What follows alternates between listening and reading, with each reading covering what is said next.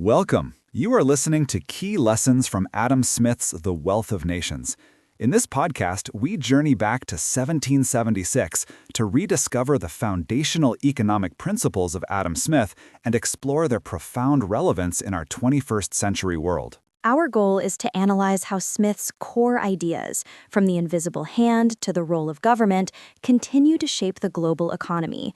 We want to provide insights for anyone, from entrepreneurs to policymakers, seeking to understand the deep currents that drive prosperity. And that brings us to the central question of today's episode. How do complex modern economies actually work? How do millions of people, each pursuing their own goals, end up creating an ordered system that provides the goods and services we all depend on? It can seem like utter chaos, yet, for the most part, it functions. It's a fantastic question. It's not magic, and it's not centrally directed. Smith argued that it's the result of powerful market mechanisms. So today, we're going to unpack the three most critical of these mechanisms: the concept of the invisible hand, the incredible power of the division of labor, and the essential role of competition in protecting consumers. These three concepts are the bedrock of his entire system. Understanding them is the first step to grasping his vision of economic liberty and growth. Let's start with perhaps the most famous phrase in all of economics, the invisible hand. It's a term that is widely used, but I find it's often deeply misunderstood. That's very true. Many people think it's a justification for greed, but that's a caricature of the idea. Smith's core insight was that individuals pursuing their own self-interest within a free market often promote the good of the entire community without ever intending to. He wrote that an individual intends only his own gain, and he is in this, as in many other cases, led by an invisible hand to promote an end which was no part of his intention. So the motivation is personal gain, but the outcome is social benefit. The baker doesn't bake bread out of benevolence for the community, he bakes bread to earn a living. Yet, in doing so, he provides the community with a vital product. The magic of the market is that it aligns this private incentive with the public good. Exactly. Think of it like a massive, unplanned orchestra. There is no single conductor telling every musician what to play. Instead, each musician, a farmer, an engineer, a delivery driver, plays their own part, responding to the cues of price and demand. The farmer sees that the price of avocados is high, so she plants more avocado trees. She's acting in her self-interest, but the result is that more avocados show up in grocery stores, meeting consumer demand. The invisible hand is the emergent harmony that arises from these millions of independent decisions. It's a justification for relying on decentralized markets rather than heavy-handed central planning to coordinate economic activity. That leads us to the engine that drives this productive harmony, the division of labor. Smith begins The Wealth of Nations not with the invisible hand, but with a detailed description of a pin factory, which he called a very trifling manufacture. Why start there? Because it is the absolute key to understanding where wealth comes from. Smith observed that if one worker tried to make a pin from start to finish, drawing the wire, straightening it, cutting it, grinding the point, attaching the head, that worker might struggle to produce even one pin in a day. It's a surprisingly complex process. He breaks it down to about 18 distinct operations. Precisely. But when the work is divided among 10 people, with each person specializing in just one or two of those tasks, the output explodes. Smith calculated that a small workshop of 10 workers could produce upwards of 48,000 pins in a single day. That's a productivity increase of thousands of times per worker. And this incredible leap in productivity comes from three main factors Smith identified. First, workers become more skillful and dexterous at their specific task. Second, they save time by not having to switch between different tasks and tools. And third, specialization encourages the invention of machinery to make those specific tasks even faster. To bring this into the modern day, just look at your smartphone. No single person on Earth knows how to make a smartphone. The design of the processor, the chemistry of the battery, the mining of rare earth metals, the coding of the operating system, the assembly of the components. It's a breathtakingly complex global division of labor. Thousands of firms and millions of people, each specializing in a tiny piece of the puzzle, collaborate across continents, coordinated by the market to produce this device. That is the pin factory on a global scale. It truly is. So we have self-interest as the fuel and the division of labor as the powerful engine of production. But Smith was also a pragmatist. He knew that this system needed a crucial safeguard, a regulator to ensure this powerful engine serves society as a whole and not just the producers. That safeguard is competition. Absolutely. Without robust competition, the whole system can be perverted. Smith was deeply suspicious of businessmen when they got together. He famously wrote, "People of the same trade seldom meet together, even for merriment and diversion, but the conversation ends in a conspiracy against the public or in some contrivance to raise prices." He was no cheerleader for corporate power.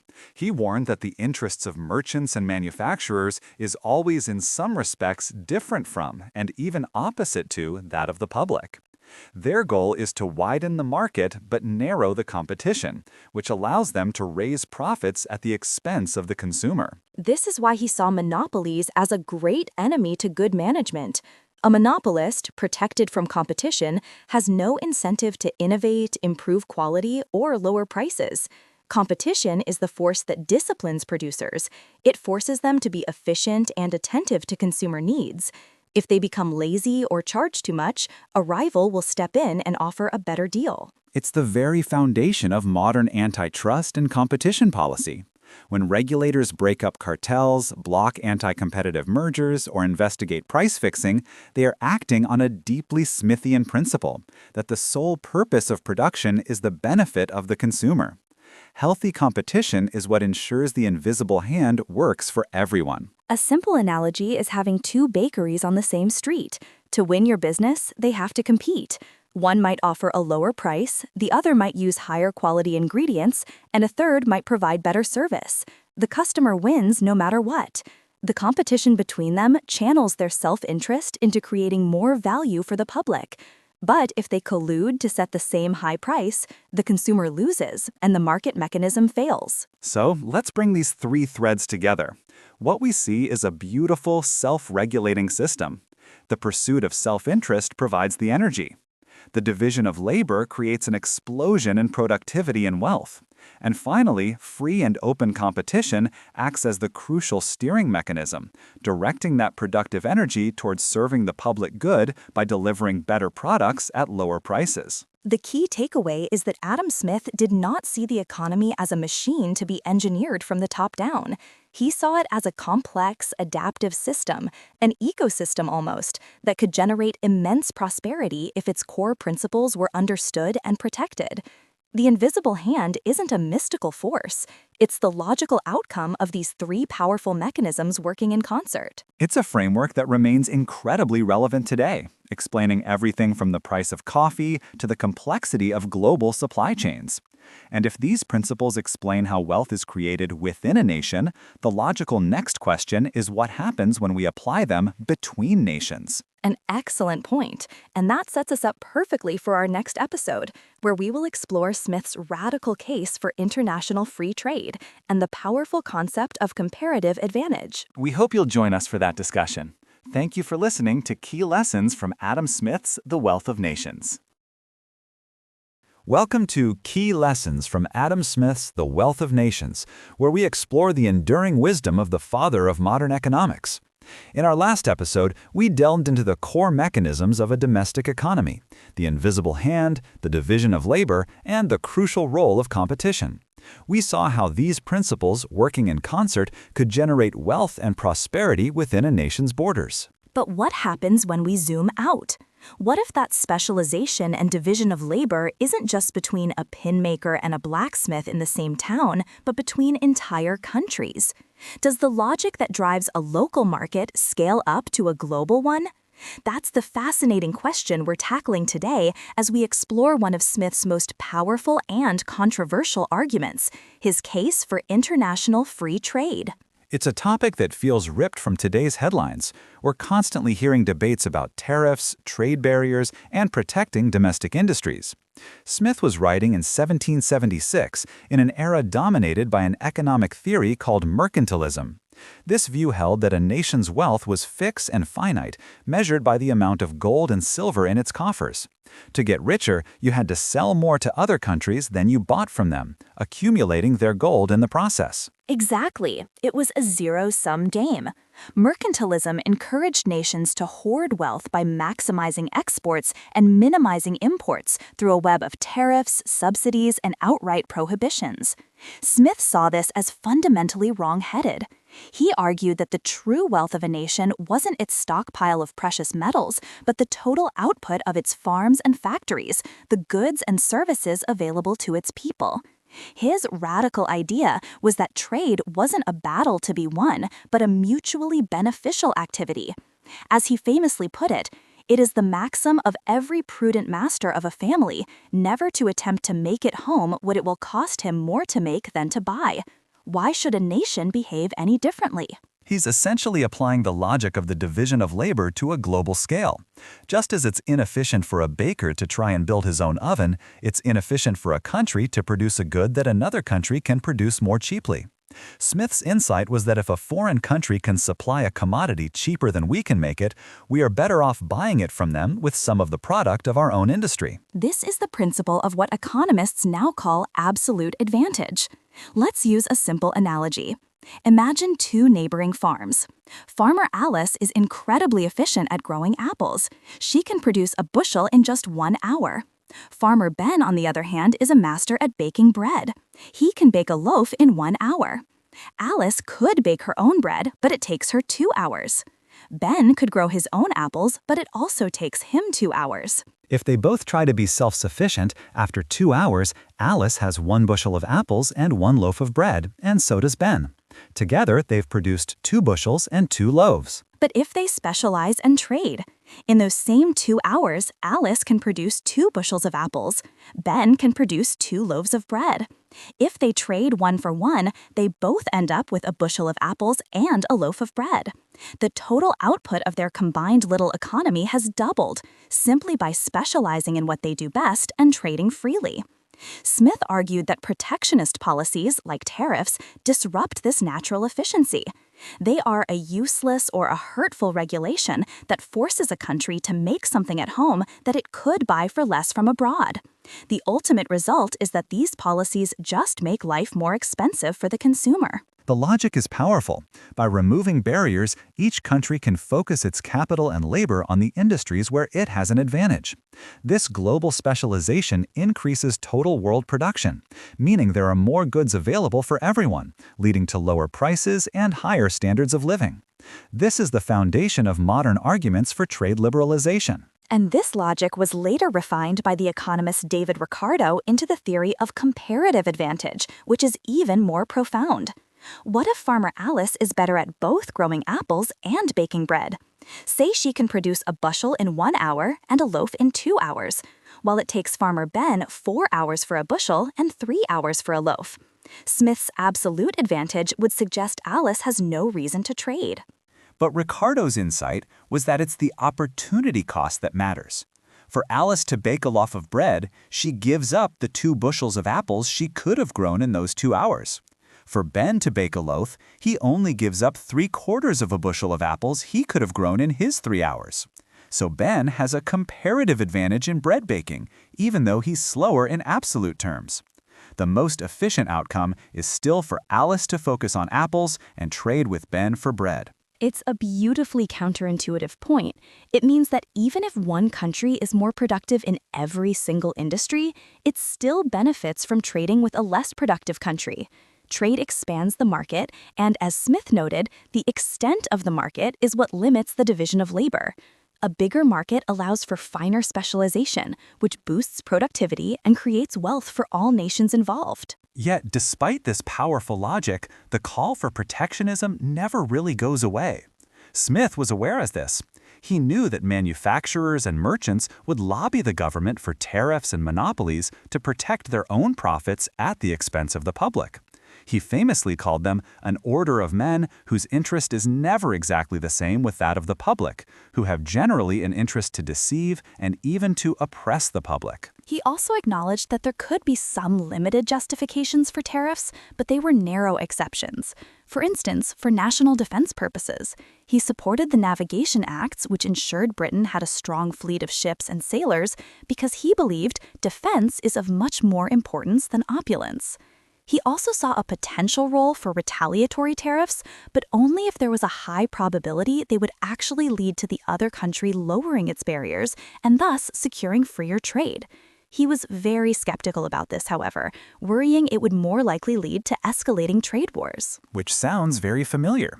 We see this today in sectors like steel or agriculture, where domestic producers argue for protection from foreign competition to save jobs. But Smith argued against this, noting that while restoring free trade might displace some workers from their ordinary employment, it wouldn't deprive them of a livelihood altogether. He pointed to the demobilization of over 100,000 soldiers after a war, an event that many feared would cause chaos, but which in reality caused no sensible disorder. The capital of the country remains, and it will find new, more productive uses for that labor. The key takeaway is that Adam Smith saw international trade not as a form of competition to be won, but as a vast global extension of the division of labor. By championing free trade, he argued that nations could break free from the mercantilist zero-sum mindset and create a system of mutual prosperity. Opening markets allows every country to specialize where it is most efficient, increasing the total wealth of the world and ultimately benefiting the consumer through lower prices and greater choice. While the theory is elegant, its real-world application has always been complex, creating winners and losers in the short term. The challenge, which Smith understood, is navigating that transition. But what is the government's role in all of this? If markets, both domestic and international, are so powerful at generating wealth, what should a government actually do? That's the perfect question to tee up our next episode.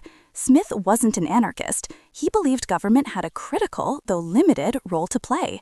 We'll explore his ideas on the proper duties of the state, from national defense and justice to providing public goods like roads, bridges, and education, the very framework that allows a market economy to function and flourish. Join us next time for key lessons from Adam Smith's The Wealth of Nations as we discuss government and public services. Welcome to Key Lessons from Adam Smith's The Wealth of Nations. In our last discussion, we explored how Adam Smith championed the idea of free international trade, envisioning a world where nations specialize and prosper together through the principle of comparative advantage. It was a powerful argument for tearing down barriers and allowing the free flow of goods. But that naturally leads to a critical question. If markets are so powerful, what, if any, is the proper role for government in this system? That's the essential question, isn't it? It's a common misconception to paint Adam Smith as a proponent of pure, unrestrained laissez-faire, a system with virtually no government intervention at all. But his vision was far more nuanced and, frankly, more practical. He understood that for the invisible hand of the market to work its magic, it needs a stable, predictable, and fair environment in which to operate. This is where the government finds its purpose. Today, we'll explore Smith's surprisingly modern take on the essential yet limited role of the state, focusing on its core duties and its responsibility to provide for what we now call public goods. It's a crucial distinction to make. He wasn't an anarchist. He was a pragmatist who saw government as the necessary framework for a flourishing economy. He wasn't arguing against government, but rather for a government that understood its specific and vital responsibilities, and crucially, its limitations. He outlined three primary duties for what he called the sovereign. The first and most obvious is protecting the society from violence and invasion from other independent societies. This is the duty of national defense. Exactly. A nation can't prosper if it's under constant threat of external attack. There's no room for commerce, investment, or long-term planning in a war zone. The second duty flows from this, which is to protect every member of society from the injustice or oppression of every other member of it. This means establishing an exact administration of justice. In modern terms, we're talking about a reliable police force, an impartial court system, and the robust enforcement of contracts and property rights. Without this, commerce becomes impossible. That's the bedrock, isn't it? If you can't be certain that your property is secure or that the contracts you sign will be honored, you have no incentive to invest, innovate, or engage in trade beyond simple, immediate barter. Why build a factory if someone can just take it from you without consequence? Why lend money if the borrower can simply refuse to pay it back with no legal recourse? Smith saw that the entire complex web of a market economy depends on this foundation of law and order. Think of the government in this sense as the creator and referee of a grand economic game. It doesn't pick the winners and losers, nor does it tell the players how to play their positions. Its job is to set the rules of fair play, the legal system, and to ensure everyone abides by them. It makes sure no one is cheating, stealing the ball, or injuring other players outside the rules of the game. If a dispute arises, the referee's decision is final and enforced. Without this impartial authority, the game would descend into chaos. No one would want to play because the outcome would be determined by brute force, not by skill, strategy, and voluntary exchange. The market, like that game, can only function effectively when everyone trusts that the rules are clear, stable, and apply equally to all. That's a powerful analogy. The referee doesn't score the goals, but without them, there's no game at all. But Smith's vision went beyond just defense and justice, which leads to his third crucial duty for the government. This is where his thinking becomes especially relevant for modern debates.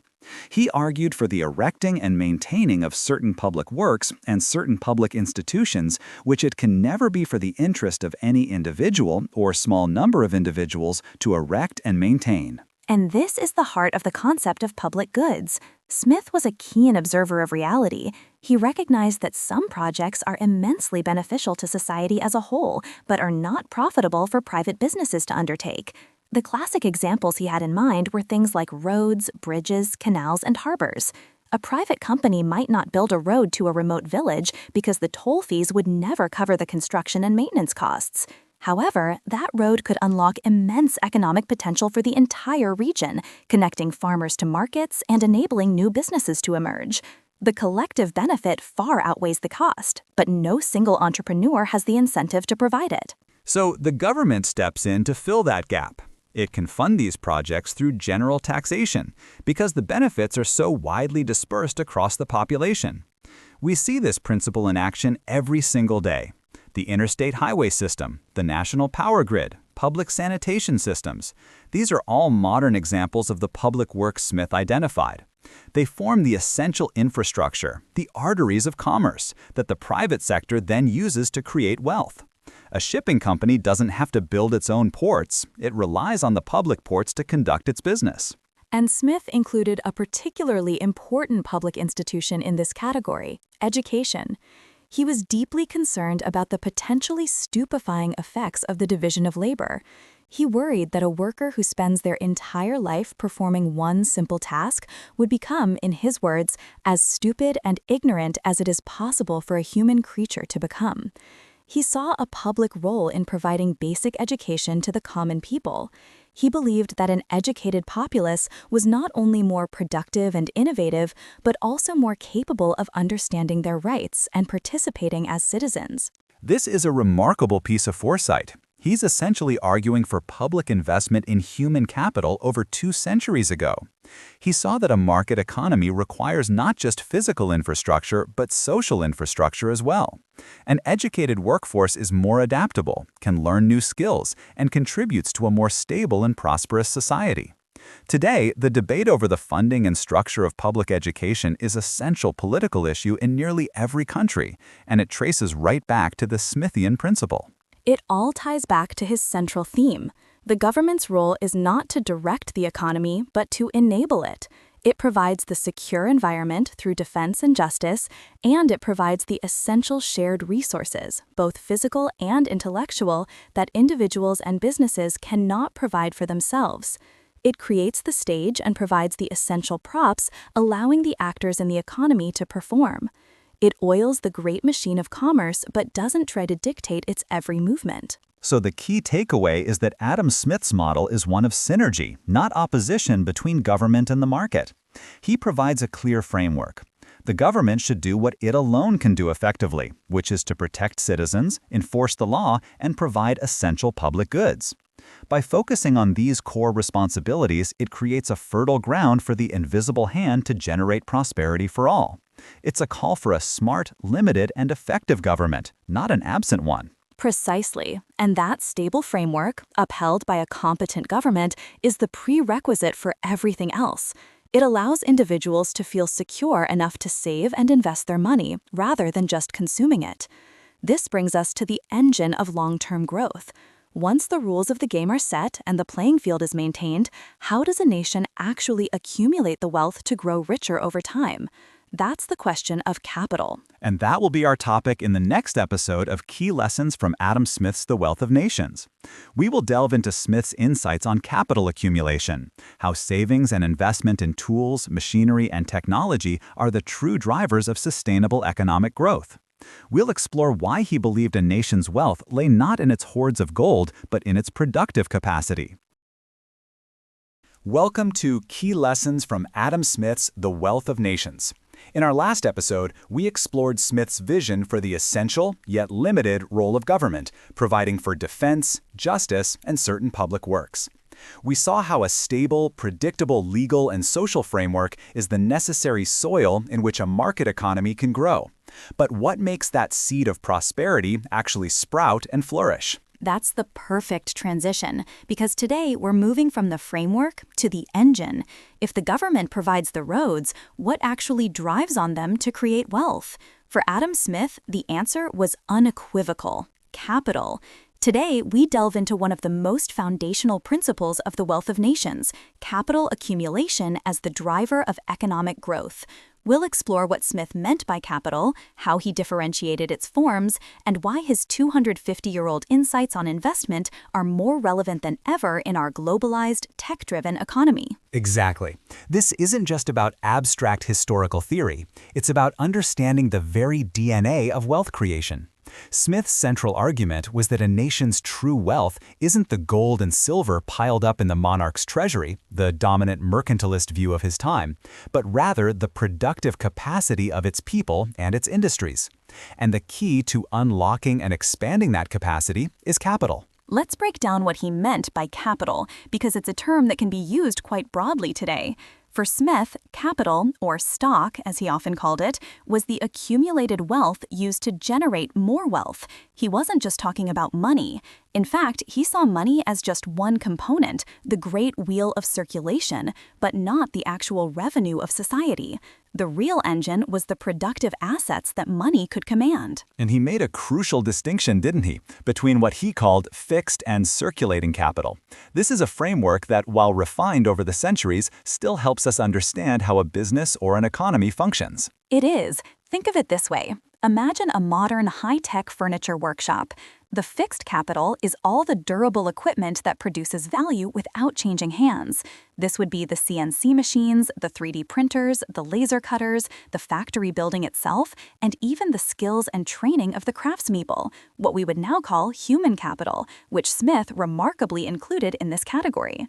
The intention of this fixed capital is to increase the productive power of labor, allowing the same team to produce much more. So the fixed capital is the long-term investment in productive capacity. What about the circulating capital? The circulating capital is what's used up or turned over in the production process to generate revenue. In our workshop, this would be the lumber, the hardware, the salaries paid to the workers, and the electricity to run the machines. This capital circulates because the workshop owner pays for these items, transforms them into furniture, sells the furniture, and then uses that revenue to buy more lumber, pay the next round of wages, and so on. As Smith noted, this portion of capital is constantly parted with in order to bring in a profit. And he argued that one can't function without the other. The most advanced machinery, the fixed capital, is useless without the raw materials and the paid workers, the circulating capital, to operate it. It's a symbiotic relationship. Precisely. It's a dynamic cycle. Savings, which Smith called parsimony, are channeled into these forms of capital. This investment allows for a greater division of labor, as we discussed in a previous episode, and for the purchase of better tools and machinery. This, in turn, boosts productivity, creating a surplus. That surplus can then be consumed or, ideally, saved and reinvested into even more capital, creating a virtuous cycle of growth. The more a society accumulates productive capital, the more it can produce, lifting living standards for everyone. This seems to directly contradict the mercantilist obsession with hoarding precious metals. Smith was arguing that money locked away in a vault is sterile, whereas money invested in a new machine, a better road, or a worker's training is fertile. It grows. Exactly. He argued that a nation's wealth is the sum of its productive assets, its farms, factories, infrastructure, and the skills of its people. Hoarded gold doesn't produce anything. Consider the birth of a modern tech startup. The initial venture capital isn't just piled up in a bank account. It's immediately converted into fixed capital, laptops, servers, office space, and circulating capital, salaries for coders, marketing budgets, cloud computing subscriptions. This capital empowers skilled labor to create a product that didn't exist before. The revenue from that product then replenishes the circulating capital and, if successful, provides a surplus to invest in even better servers, more engineers, and new research, expanding the company's productive base. That's a powerful modern analogy, and it scales up to the national level.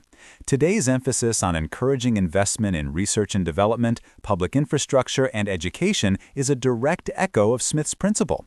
When a government or a consortium of companies invests in building a nationwide fiber optic network, they are creating massive fixed capital.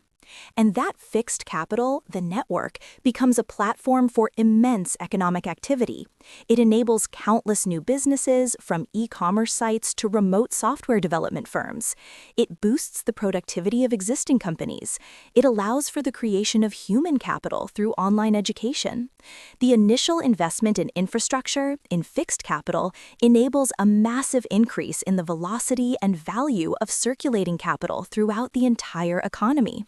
It's Smith's pin factory, but on a digital, national scale. It also highlights the importance of what he called tolerable security.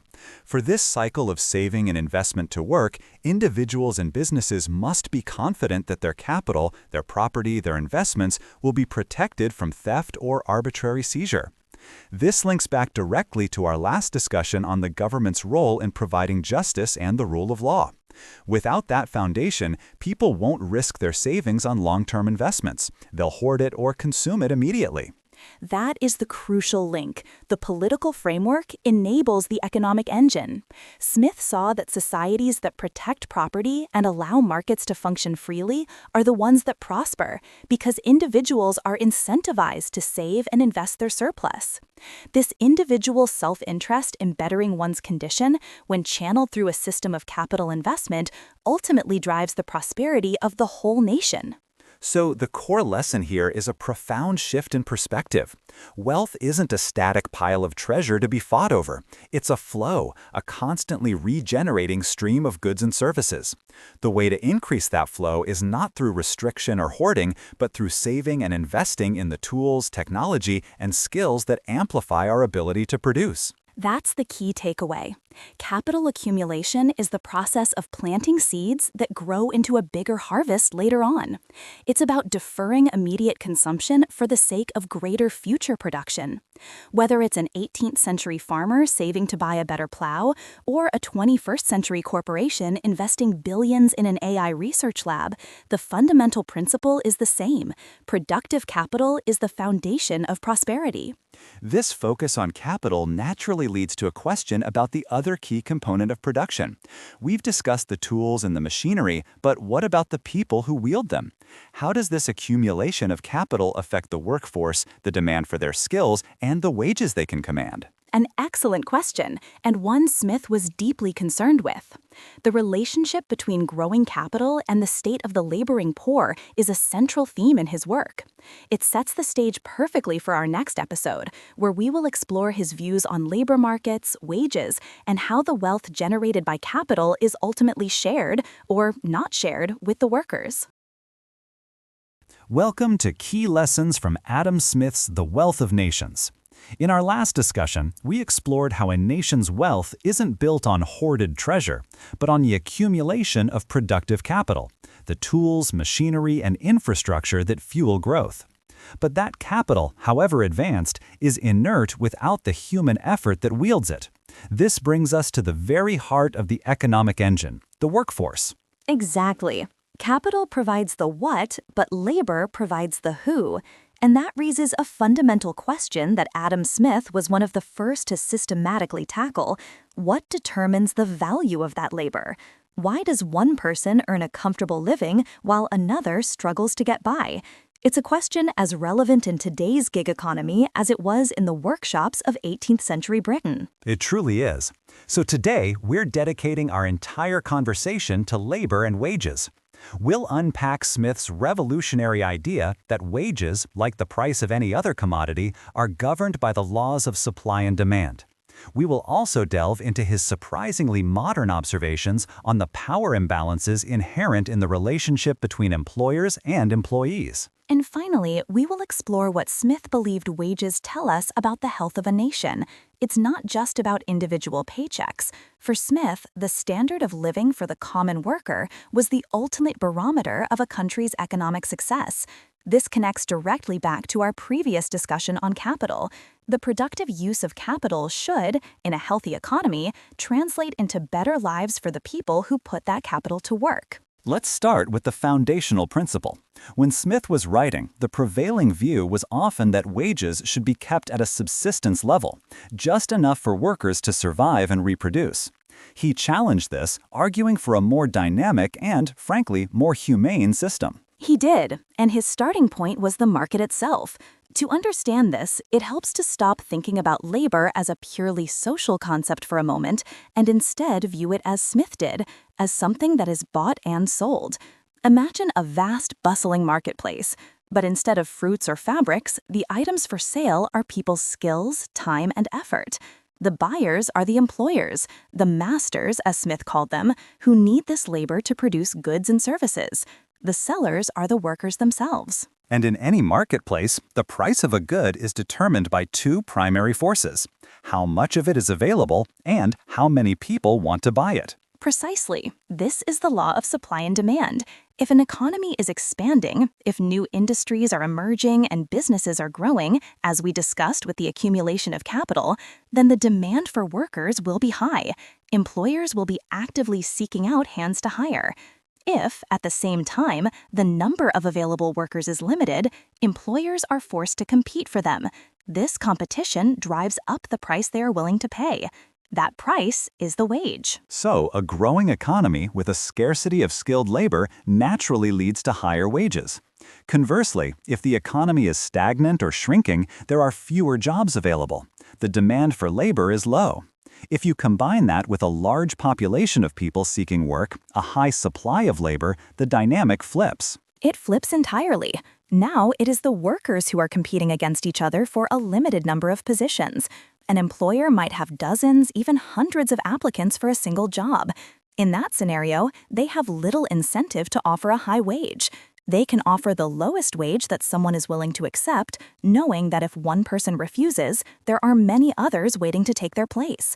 This is how, in a completely free market, wages can be driven down, sometimes to near subsistence levels. Smith's insight was to apply this dispassionate market logic to something as deeply personal as a person's livelihood.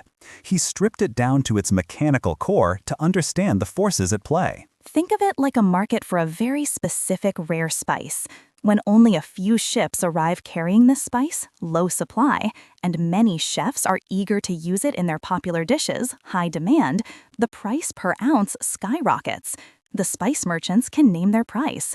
But if suddenly new trade routes open and hundreds of ships flood the market with the same spice, while the number of chefs remains the same, the price will plummet. The merchants will have to undercut each other just to sell their stock. The labor market operates on a very similar principle. The spice is the worker's ability to perform a task, and the price is their wage. But Smith was far too perceptive to believe this was a perfectly balanced equation between two equal parties.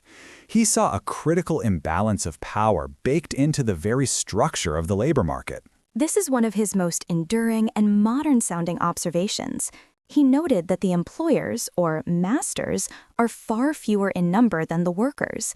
This simple fact gives them a significant structural advantage. It is much easier for a small group of employers in a town to coordinate their actions than it is for thousands of dispersed workers to do the same. He wrote quite explicitly about this, didn't he? He observed that while there were often laws against workers combining to demand higher wages, what we would now call unionizing, there were no such laws against employers combining to suppress them. He was crystal clear on this point. He stated that masters are in a constant and uniform combination not to raise the wages of labor above their actual rate. He saw that employers have a shared, tacit understanding to keep wages low. They might not hold formal meetings to fix wages, but their common interest creates a powerful, informal pressure to maintain the status quo. Furthermore, they had far greater financial resources. An employer could withstand a dispute for much longer than a worker who lived week to week on their wages. A worker who refuses to work risks starvation. An employer who closes their workshop for a few weeks risks only a loss of profit. This sounds remarkably contemporary. The debates we have today about corporate power, anti-monopoly laws, and the decline of collective bargaining are echoes of this fundamental imbalance Smith identified nearly 250 years ago. Absolutely. Modern economic policies often exist specifically to counteract this inherent advantage that Smith pointed out. Minimum wage laws, for instance, create a legal floor below which wages cannot fall, regardless of the supply of labor. This is a direct intervention to prevent the downward spiral that a pure supply and demand model might permit. The legal recognition of labor unions and collective bargaining rights is another tool. It allows workers to band together, effectively creating a single, more powerful seller of labor to negotiate on more equal terms with an employer. And policies that encourage labor mobility, things like investment in transportation or credentials that are recognized across different regions, also help. If a worker can easily move to another town where demand for their skill is higher, it weakens the power of a single local employer to dictate low wages. Exactly. These modern interventions are all attempts to level the playing field that Smith saw was naturally tilted in favor of the employer. He wasn't necessarily an advocate for these specific policies. His goal was to describe the system as he saw it, but his diagnosis of the problem is the foundation upon which many of these solutions were built. This brings us to the final and perhaps most important point. For Smith, the outcome of this whole process, the level of wages, was more than just an economic data point. It was a moral and social indicator. Yes, this is crucial to understanding his work. He was not a cold, detached analyst. He believed that a society could only be considered flourishing and happy if the great majority of its members, the laboring poor, were themselves seeing their conditions improve. He stated, no society can surely be flourishing and happy of which the far greater part of the members are poor and miserable. So for him, rising real wages, meaning wages that increase faster than the cost of living, were the clearest sign of a healthy, growing economy. It demonstrated that the benefits of capital accumulation and increased productivity were being shared among the population. Precisely. It signals a virtuous cycle. When workers are well paid, it is a sign that their labor is in high demand, which means the economy is productive and expanding. Those well-paid workers, in turn, have more money to spend on goods and services, which further fuels demand and encourages more production. This is the very engine of national prosperity. A nation where wages are stagnant or falling, even if a few at the top are accumulating vast fortunes, is, in Smith's view, a nation in decline. It's a powerful and optimistic vision. It aligns the self-interest of the business owner, who needs productive workers, with the well-being of the worker and the prosperity of the nation as a whole. This is a central theme we see in developing economies today, where a key policy goal is to move from subsistence agriculture to manufacturing and services, precisely because it creates jobs that pay higher real wages and raise the overall standard of living. So the key takeaway is multifaceted. On the one hand, Smith gave us the foundational, almost mechanical understanding of the labor market as a system of supply and demand. But he immediately layered that with a sophisticated and critical understanding of the human element, the power dynamics and structural imbalances that prevent it from being a truly free or fair market. And ultimately, he elevated the conversation. He argued that the goal of a well-functioning economic system shouldn't just be the creation of wealth in the abstract, but the tangible improvement of life for the average person. The wage paid to a common laborer is, in the end, the most important report card for a nation's economy. It all connects. The capital we discussed last time is only truly creating national wealth when it leads to the outcome we've discussed today, a high and rising standard of living for the working population. A perfect summation. This principle of ensuring the system benefits all its participants is a vital bridge to our next topic. Having established how wealth is created and how the workforce should benefit, we must ask, what is the proper role of government in this system? How does it fund its own essential operations, like defense, justice, and public works? Which leads us directly into Smith's groundbreaking analysis of public finance and his 4 famous maxims of taxation. We'll explore how a government can raise the revenue it needs without stifling the very economic activity that generates that revenue in the first place. That's a conversation that is as relevant today as ever. Join us next time on Key Lessons from Adam Smith's The Wealth of Nations. Welcome back to Key Lessons from Adam Smith's The Wealth of Nations, where we explore the enduring wisdom of the father of modern economics. In our last discussion, we delved into the dynamics of labor and wages, exploring how the value of work is determined. We saw Smith's prescient view that rising real wages are a key indicator of a nation's prosperity. But that prosperity, and the very functioning of the society that enables it, requires funding. Exactly. A state needs resources to provide for defense, administer justice, and maintain public works. This brings us to a fundamental and often contentious question. How should a government raise that revenue? This leads us directly into the heart of today's topic, public finance, and specifically one of the most practical and lasting contributions from The Wealth of Nations, Adam Smith's 4 maxims of effective taxation. It's a topic that is as relevant today as it was in 1776. Every time we pay income tax, sales tax, or property tax, we are interacting with a system whose ideal form was first articulated by Smith. In this episode, we will dissect his 4 core principles: that taxes should be proportional, certain, convenient, and efficient. Understanding these isn't just an academic exercise. These principles provide a powerful framework for evaluating the fairness and effectiveness of any tax system, from local property levies to complex federal corporate taxes. They help us answer whether a tax is just a necessary burden or a well-designed instrument for funding a functional society. Let's start with the first, and perhaps most famous, maxim: proportionality. Smith's first principle states that the subjects of every state ought to contribute towards the support of the government as nearly as possible in proportion to their respective abilities. That is, in proportion to the revenue which they respectively enjoy under the protection of the state. This is the foundation of what we now call progressive taxation. The core idea is fairness. Those who have benefited more from the economic stability and protections offered by the state should contribute a proportionally larger share to maintain it. It's a powerful moral and economic argument. He's not necessarily advocating for a flat percentage tax. The phrase, in proportion to their respective abilities, suggests that the sacrifice of paying the tax should be felt equally, or at least equitably. $1,000 from someone earning $1 million a year represents a far smaller sacrifice than $1,000 from someone earning $30,000. Precisely. Think of it like a shared insurance policy for a community. Everyone pays into the system that protects their property and opportunities. The owner of a large mansion and a vast business empire relies on the state's protection far more than someone renting a small apartment with few assets.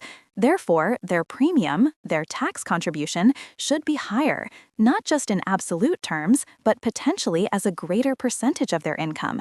This ensures that the burden doesn't fall disproportionately on those least able to bear it, which could stifle their ability to participate in the economy altogether. Modern income tax brackets are a direct descendant of this line of thinking. This leads us to the second principle, which is about predictability and the rule of law, the maxim of certainty. Yes, Smith argued that the tax which each individual is bound to pay ought to be certain and not arbitrary. The time of payment, the manner of payment, the quantity to be paid ought all to be clear and plain to the contributor and to every other person. This is a direct shot at the unpredictable and often corrupt tax farming systems common in his time, where tax collectors could essentially extort the populace. So the damage here is twofold. There's the obvious potential for corruption, but there's also a significant economic drag caused by uncertainty. If a business owner doesn't know what their tax liability will be from one year to the next, how can they possibly make long-term investments? How can an individual plan their finances? Arbitrariness in taxation is a major deterrent to economic activity. Absolutely. Uncertainty is the enemy of investment and growth. Imagine you're a farmer deciding whether to invest in a new irrigation system that will increase your yields for the next decade. If you fear the government might arbitrarily decide to seize a large, unpredictable portion of your increased profits, you'll likely decide against the investment. You'll stick to the old, less productive methods. Smith understood that a clear, transparent, and stable tax code provides the predictability necessary for a market economy to thrive. People need to know the rules of the game to play it effectively. This seems to flow logically into the third principle, which is focused on the practical application of tax collection, the maxim of convenience. Smith wrote, "Every tax ought to be levied at the time or in the manner in which it is most likely to be convenient for the contributor to pay it." This sounds simple, but its implications are profound for compliance and efficiency. It's about minimizing the friction of tax collection. And we see this principle in action all the time. The pay-as-you-earn system, where income tax is deducted directly from an employee's paycheck, is a perfect example. The tax is paid when the income is received, making it relatively painless and convenient for the taxpayer, who never even sees the money that is being taxed. Exactly. Compare that to a system where an individual receives their full salary all year and then has to produce a large lump sum on a single day. That would be a significant financial hardship for many, leading to higher rates of delinquency and evasion. Another example is sales tax, which is paid at the moment of purchase. It's convenient because the payment is integrated into the transaction itself. Smith's insight was that if you make it easy for people to comply, they are more likely to do so. A tax system that is inconvenient is, by its very nature, inefficient. Which brings us to the fourth and final maxim, efficiency, or as Smith called it, economy in collection. This principle is about minimizing the collateral damage of taxation. A tax should take as little as possible from the people beyond what it brings into the state's treasury. Smith identified 4 ways a tax could be inefficient. First, it might require a large number of expensive officials to collect it. Second, it could obstruct industry and discourage people from pursuing certain businesses, thereby reducing the overall wealth of the nation. That second point is critical. A poorly designed tax can create what economists now call deadweight loss. It distorts economic incentives. For example, an excessively high tax on a particular good might not just raise revenue, it might destroy the market for that good entirely, leading to job losses and no tax revenue at all. Precisely. The third way a tax can be inefficient is by encouraging smuggling and evasion through exorbitant rates. The state then has to spend even more money on enforcement, and the penalties for evasion can ruin the very individuals who must otherwise be productive citizens. Finally, the fourth inefficiency comes from the frequent visits and the odious examination of the tax gatherers, which can subject people to unnecessary hassle and oppression. It's a comprehensive view of efficiency. It's not just about minimizing administrative costs. It's about minimizing the overall burden on the economy and on the liberty of the individual. A tax system should be like a well-designed irrigation system for a farm. That's a great analogy. An effective irrigation system draws a reasonable amount of water, the economy, to nourish the fields that support the farm, the state. It should do so with minimal leakage or evaporation, which represents the administrative costs of collection. The channels should be clearly marked and predictable, that's the certainty principle. The water should be delivered when the crops need it most, the convenience principle. And crucially, the system shouldn't be so aggressive that it drains the river dry or floods the fields, which is the economic distortion Smith warned about. It should support and sustain the farm's productivity, not hinder it. And a poorly designed tax system is like a leaky, haphazardly built dam. It costs a fortune to maintain, it might burst unpredictably. It floods some fields while leaving others barren, and ultimately it could do more harm than good to the farm it was meant to support. Exactly. The ultimate key takeaway from Smith's maxims on taxation is that how a government raises its revenue is just as important as how much it raises. A good tax system is not an end in itself. It is a means to create a stable, prosperous society. It's a framework that forces us to look beyond the simple numbers and ask deeper questions. Is the tax system fair? Is it predictable? Is it easy to comply with? And does it, in its collection, do the least possible harm to the economic engine it's meant to fund? These questions are at the center of every modern debate about tax policy, from carbon taxes to wealth taxes. And they remind us that the goal of public finance is not merely to extract resources, but to do so in a way that is equitable, stable, convenient, and economically sound. It's a delicate balancing act, and Smith provided the foundational principles for getting it right. This conversation on funding the state sets the stage perfectly for our next episode. Indeed. Once a state is properly funded through an efficient and fair tax system, what should it do? Smith had very clear ideas about the essential role of government in providing the institutional foundations for a thriving market. In our next episode, we will explore his views on the critical importance of institutions, the rule of law, and, perhaps surprisingly to some, public education. We'll discuss how these public goods create the fertile ground in which the seeds of economic growth can truly flourish. You are listening to Key Lessons from Adam Smith's The Wealth of Nations. In our last discussion, we explored how Adam Smith envisioned funding the state through fair and efficient taxation. It was a conversation about the essential fuel for the engine of government. But that raises a deeper question, one that moves beyond the how of funding and into the what of function. What is the fundamental purpose of that government? What is the bedrock upon which a prosperous economy is truly built? That's the perfect transition, because today we're moving from the treasury to the very foundations of the house. We've spent episodes on the division of labor, on self-interest, on free markets, the dynamic, visible forces of the economy. But Smith was adamant that none of it can function in a vacuum. It all rests on an invisible architecture. Today, we'll explore the two main pillars of that architecture, the critical role of stable institutions and the profound necessity of public education to cultivate human capital. So we're talking about the rules of the game and the capabilities of the players. It suggests that for Smith, the invisible hand doesn't just appear out of thin air. It needs a stable arena in which to operate and skilled participants to drive the action. Precisely. These aren't peripheral topics for Smith. They are the absolute prerequisites for turning self-interest into societal prosperity. Without them, the entire system he describes risks falling into chaos or stagnation. Let's start with that first pillar then, institutions. When Smith talks about the importance of a reliable legal and political framework, what specific elements does he have in mind? He focuses on three interconnected components that form a triangle of trust for any market economy. First is the rule of law, the principle that no one is above the law and that its application is predictable and impartial. Second are secure property rights, the assurance that what you earn and own cannot be arbitrarily taken from you, either by individuals or by the state itself. And third is contract enforcement, the guarantee that agreements entered into will be honored and that there is a reliable system for recourse if they are not. And the absence of these, I assume, would grind commerce to a halt.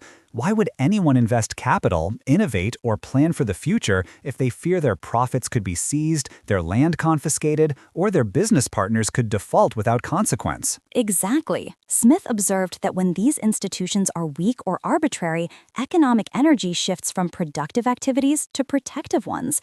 People spend their time and resources not on creating new wealth, but on safeguarding the little they have, on bribery, or on seeking political favor. It creates a climate of uncertainty and fear, which is the absolute enemy of long-term investment and therefore long-term growth. Investor confidence is the bedrock of a dynamic economy, and that confidence is built almost entirely on the perceived strength and fairness of its institutions. It's a powerful idea that the most important economic asset a country has might not be a natural resource or a particular industry, but something as abstract as predictable justice. It is. Think of the economy as a vast and intricate network of promises. A supply contract is a promise to deliver goods. A loan is a promise to repay debt. A job is a promise to pay for labor. The institutions Smith describes are the societal mechanism that turns these promises from hopeful wishes into bankable assets. It's the referee that ensures the game is played fairly. Without a trustworthy referee, who would risk playing a high-stakes game? No one. They'd take their ball and go home. That is Smith's essential insight. And that brings us to the players themselves. We've previously celebrated the incredible productivity gains from the division of labor, Smith's famous pin factory. But he also saw a profound and dangerous downside to this hyper-specialization, didn't he? He did, and it's one of the most humane and surprisingly modern arguments in the entire book. He worried that the man whose entire life is spent performing a few simple operations generally becomes as stupid and ignorant as it is possible for a human creature to become. He feared that the monotony of repetitive labor, while economically efficient, could decimate a person's intellectual and moral character, rendering them incapable of rational conversation, noble sentiment, or proper judgment. It's a startling critique from the very man who championed the system. He's essentially saying that the engine of wealth creation can, if left unchecked, degrade the very people who power it. What was his proposed solution? Public education. He argued powerfully that it was a core responsibility of the state to ensure a basic level of education for the entire populace.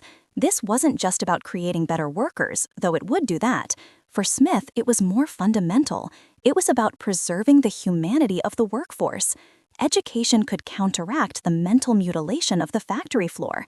It would equip people to be better citizens, to understand their rights and responsibilities, to participate in the life of the nation, and to find fulfillment outside the narrow confines of their job. So human capital wasn't just a means to an economic end, but an end in itself? To create a capable, well-rounded citizenry? Yes, though the two are linked. An educated population is, of course, more innovative, adaptable, and productive. They can learn new skills as technology changes, driving the economy forward. But Smith's primary justification was moral and social. He believed that a decent society had an obligation to prevent its people from falling into a state of ignorance and torpor. An educated public is also the best defense for liberty. They are less likely to be misled by factions or superstition. It is the immune system of a free society. Let's tie these two pillars together with a modern lens. How do we see this dual emphasis, strong institutions and broad education, playing out in the world today as a determinant of national wealth? The evidence is overwhelming. Look at the field of development economics. For decades, the focus was often on direct capital investment or resource extraction. But the data now shows that the most successful and sustainable development stories almost always have these two Smithian pillars at their core. Can you give an example? Certainly. Consider a nation like Singapore or South Korea. In the mid-20th century, they lacked significant natural resources and faced immense challenges. But they focused relentlessly on building these foundations. They established a robust, predictable, and famously incorruptible legal and administrative system. This attracted huge amounts of foreign investment because capital felt safe there. Contracts were enforced and property was secure. Simultaneously, they invested massively in education, creating a highly skilled, adaptable workforce. The result was an economic miracle. They didn't just find wealth, they built the institutional and human capital machine that creates wealth year after year. And conversely, we can see nations rich in oil or minerals that have stagnated or declined because they lack these foundations. Tragically, yes. This is often called the resource curse. A nation might have immense oil wealth, but if it suffers from weak rule of law, corruption, and an undereducated population, that wealth is often squandered, siphoned off by elites, or fails to translate into broad-based prosperity. The oil money flows, but without the institutional channels to direct it productively, and without the human capital to build new industries, the economy remains fragile, and a vast portion of the population is left behind. The comparison is a stark, real-world validation of Smith's 250-year-old argument. So as we conclude, the key lesson is that for Adam Smith, a prosperous nation is not a matter of chance, resources, or even the market alone. It is a constructed achievement. It requires the deliberate, ongoing effort of building and maintaining an impartial system of justice and of continually investing in the cognitive and moral capabilities of its people. That is the essential takeaway. The free market is a powerful tool, but it is not a state of nature. It's a sophisticated garden that must be cultivated. The institutional framework is the sturdy fence and the well-tilled soil that protects it from chaos and allows things to grow. And education is the water and sunlight that nourishes the people within it, allowing them to flourish to their fullest potential. Smith's ultimate vision is not just about the wealth of nations, but about the profound and inseparable connection between justice, education, and a truly prosperous and humane society. A powerful and fitting conclusion to our journey through this monumental work. The true wealth of a nation, it seems, is found not just in its ports and factories, but in its courthouses and its classrooms. Thank you for joining us on Key Lessons from Adam Smith's The Wealth of Nations. We hope these insights have provided a timeless framework for understanding the world we live in today.